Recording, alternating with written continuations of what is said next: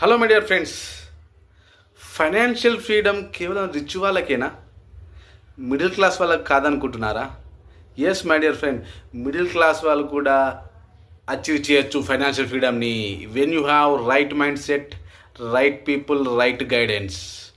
Yes my dear friend, మొదటగా మీరు చేయాల్సింది మీ ఇన్కమ్ను డైవర్సిఫికేషన్ చేయండి.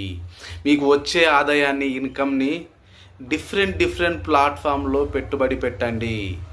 మ్యూచువల్ ఫండ్లో పెట్టండి, సిస్టమేటిక్ ఇన్వెస్ట్మెంట్ ప్లాన్లో పెట్టండి, రియల్ ఎస్టేట్లో పెట్టండి, డిజిటల్ గోల్డ్ దానిలో పెట్టండి. And long term wealth mind set ఉండాలి. వచ్చిన అమౌంట్ను, ఆదాయాన్ని సేవ్ చేయడం అలవాటు చేసుకోవాలి. సేవింగ్తో పాటు ఇన్వెస్ట్ చేయాలి. ఇన్వెస్ట్ చేసిన అమౌంట్ మీరు ప్రొటెక్ట్ చేసుకోవాలి. ప్రొటెక్ట్ చేసిన అమౌంట్ గ్రోత్ ఎలా అవుతుందో థింక్ చేయాలి. అవాయిడ్ బ్యాడ్ డెబిట్స్, అవసరం లేని అప్పులు చేయొద్దు. లగ్జరీ లైఫ్కు అలవాటు పడద్దు. And build assets, not liabilities.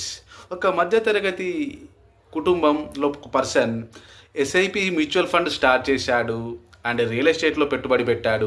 After 10 years తర్వాత ₹1,00,00,000 సంపాదించాడు. Yes my dear friend, that is possible when you have right guidance, right financial skills, financial literacy. Yes my dear friend, thank you. Signing off Ravichitra. Thank you so much.